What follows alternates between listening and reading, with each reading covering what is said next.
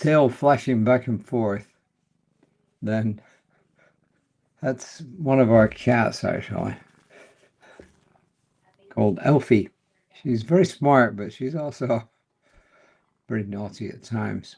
But there you are. Anyway, right now she just wants to be friendly. So you just may see her tail flying back and forth, and I don't want to dump her from my lap here. Hey, I got a quote today. Great things are possible when they come from a place of enthusiasm and energy. It doesn't say who made that statement. Great things are possible when they come from a place of enthusiasm and energy. And speaking of enthusiasm and energy, this is Reverend Raymont's offering for today. He's called it Daydream the Possibilities. How about that? Daydream the Possibilities. First quote is from someone pretty well everybody's heard of, I'm sure, Thomas Edison, who said, "If we all did the things we are really capable of doing, we would literally astound ourselves." And then Ernest Holmes. How much life, abundance, goodness, truth, and beauty can we mentally entertain? This is the measure of our possible experience. This is the mold of acceptance. The infinite fills all molds and flows into new and greater ones. It is the unborn possibility of limitless experience. We give birth to it. And that's from Know Thyself. That's on page 80, paragraph 3. Know Thyself actually was the inscription over the oracle at Delphi, colloquially called Delphi now, but in ancient Greece, Delphi, which said in Greek, know thyself. Initially, it meant to know your place in society, but as Greek society evolved, it came to mean, know who you are. Know yourself from the inside out, as it were.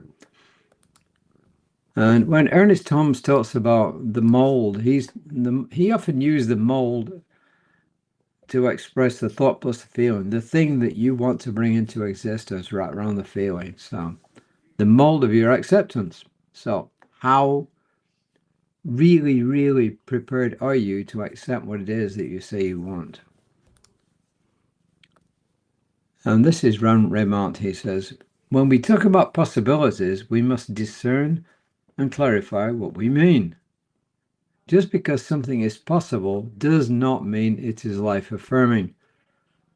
He says we see evidence of this throughout history with people such as J. Robert Oppenheimer, the father of the atomic bomb, Othmar Zeidler, who was the infamous, Othmar Zeidler, I've forgotten who he was. Joseph Mengele, I think, was the guy at Auschwitz, and I've forgotten who Othmar Zeidler was, but also infamous. He says, just because something is possible doesn't mean to say it will help create a world that works for all. As 21st century New Thought Good Samaritans, or as 21st century Good Samaritans,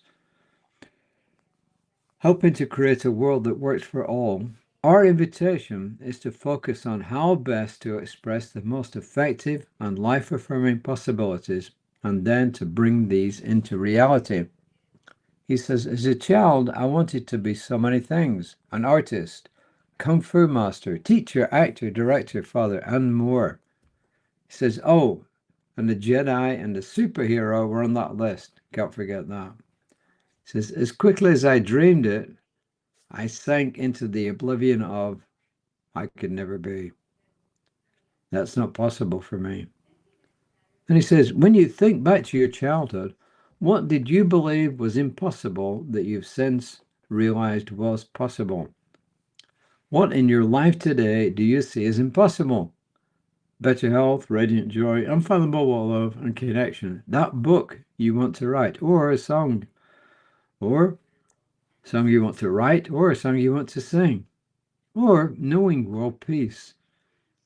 Just for today, he says, sit in the energetic space of what your life would be like if you knew this were possible.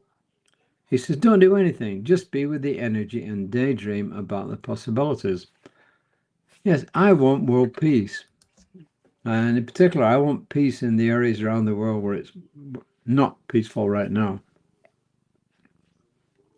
So I'm going to follow his example. And next time in meditation, I am just going to spend part of the time getting into that feeling, what it would be like to have world peace. And with me, that's going to be tomorrow morning, not long after I get up. Well, after I walk probably, and then I come back and then I'll do my meditation. So that is it for me for today.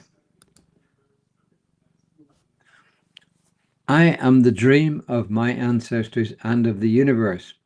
How about that? I am the dream of my ancestors and the universe. I dream of great things as though they were so, and then I make them so. I dream of great things as though they were, and then I make them so. These are wonderful affirmations. And remember this. Somebody once said it's better to have tried and failed than never have tried at all. It's better to have loved and lost than never have loved at all. Remember that?